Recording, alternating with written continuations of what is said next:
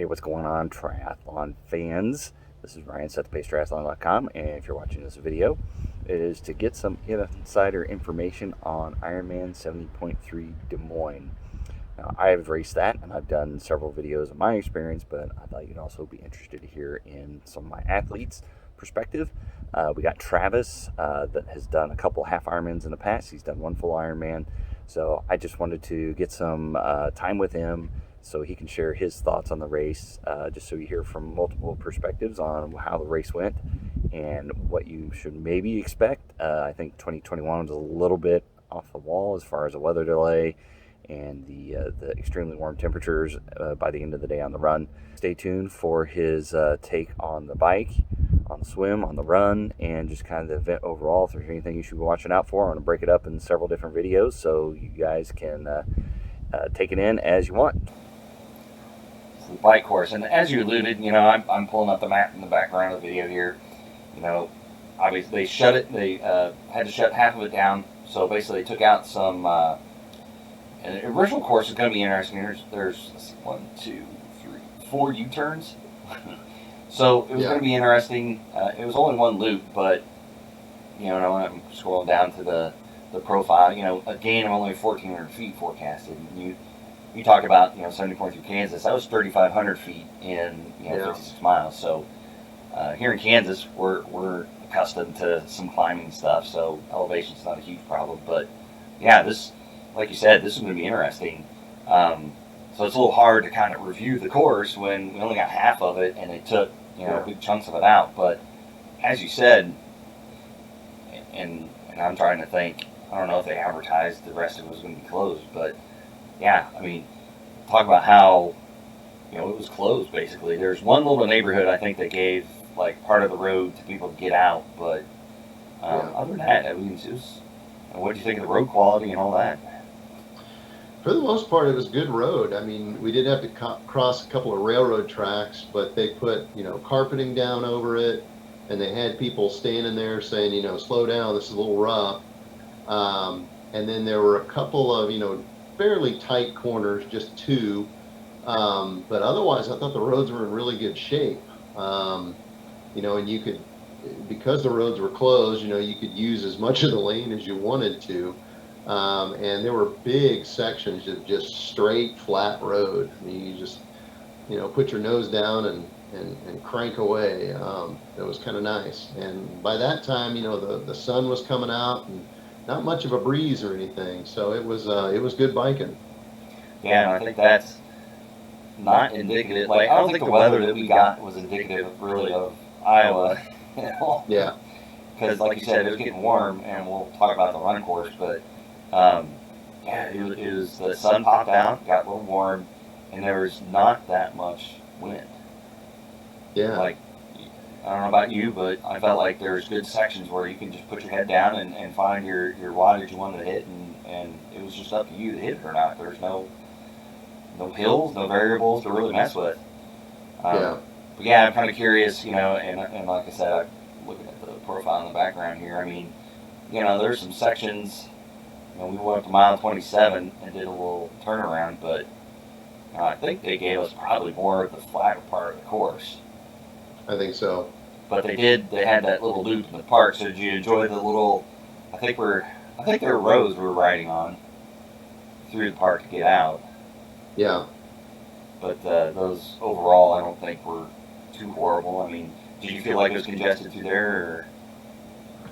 No, not well. Going out a little bit. You were always within a couple bike lengths of somebody, but it's not like we were riding, 2, 3, 4 abreast or anything like that, getting through there. And of course, those roads were a little more twisty, just because they're more service roads meant to be taken at 15, 20 mile an hour in a car. But once we got out onto the, proper streets, everybody started to spread out. And then coming back, no congestion at all. So, those roads coming out of the park were not as good as the streets and everything as you'd expect, but they were still pretty smooth. No big chunks of missing pavement or anything crazy like that. So yeah, I thought the course was in pretty good shape. Yeah, and I think that's coming from Tulsa, that was a big topic of conversation. Is the roads were not in good shape. So I personally appreciated. I mean, it seemed like the Veterans Parkway, I think, is where the majority of it was.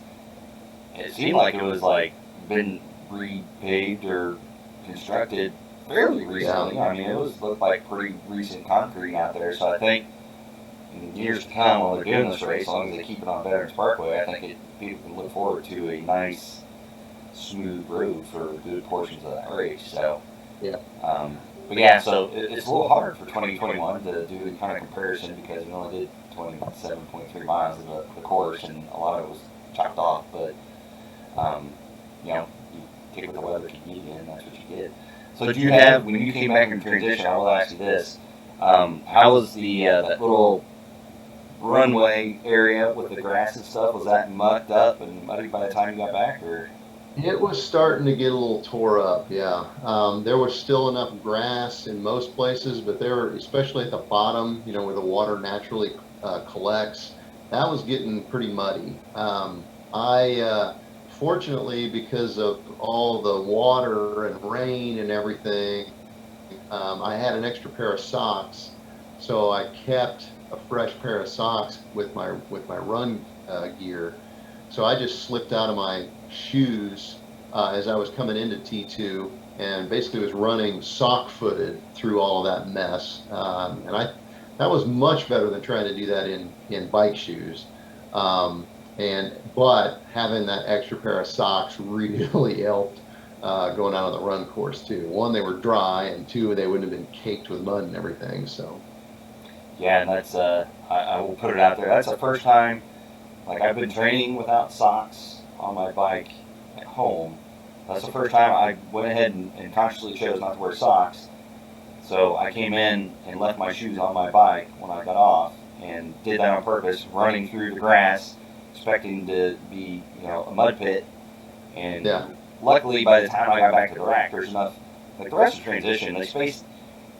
That's one thing. I don't know if you'll chime in on that, but I hope they keep the spacing for transition, because I'm pretty sure they didn't have us spaced out as recommended necessarily, but it felt like we had more space than a typical 70.3. yeah. And I think because of that, the transition was not a mud pit like I was expecting. Yeah. So I had the opportunity, running through, pretty much there was no mud on my feet by the time I got back, and I had extra socks and shoes and all I wanted. But I don't know if you. Yeah, really, except for that choke point right where you do bike dismount, hit the timing mat, and then go down through that valley, I guess, that ditch to get in. But once it widened out in a transition, you had two big wide walkways on the side, and then that walkway in the middle had to have been like 20, 30 yards across. And I think because of that, people were just kind of running in different places. And so, yeah, it held up really well. There wasn't, a definite track where all the grass got tore up by about 10 minutes after, people started using it. So, and then, yeah, to your point, in the racks themselves, there was enough space there that, yeah, you had plenty of room. You weren't fighting with your neighbor or, having to worry about them leaving their junk in front of your bike and vice versa. So, yeah, the spacing was great in there. Yeah, and I will say, I mean, it rained a lot that morning. So Yeah. it wasn't like it was, it'd been dry and it rained a couple times before, I think, in that week before. So I think that maybe that's the trade-off, of a long walk to the swim start is the trade-off is you got a nice big transition area. Yeah. So if it does happen like that, it rains, you're not going to be pressed right next to each other, and there's plenty of space and, good opportunity not to be covered in mud. So maybe a good trade-off. Thanks for watching, endurance sports fans, triathlon fans, wherever you're coming from. Watching video here, 70.3 Des Moines, talking to my athlete Travis. Just wanted to end this little video, broke it up into 3 different parts. So this was the swim and an introduction to Travis. Be on the lookout for the bike, and then the run, and then his final thoughts on the event, whatever. Like I said, just want to give you a flavor. I put my take on it out there, but I wanted you to hear from other individuals that did the race and other aspects and other backgrounds of racing and everything, just so you don't have to take my word for it. So you can get other information out there to collect. see if you want to do the race, or if you've done it and you want to do better, see if there's opportunities where you could do better, or see where other people have had struggles. So hopefully you found this informational. Give it a thumbs up, give it a like on Facebook if you see it there, give it a like on YouTube, put a comment on there if you see anything that you thought was great or it could use improvement. Whatever you got out there, happy to hear your feedback, and always we'll see you on race day.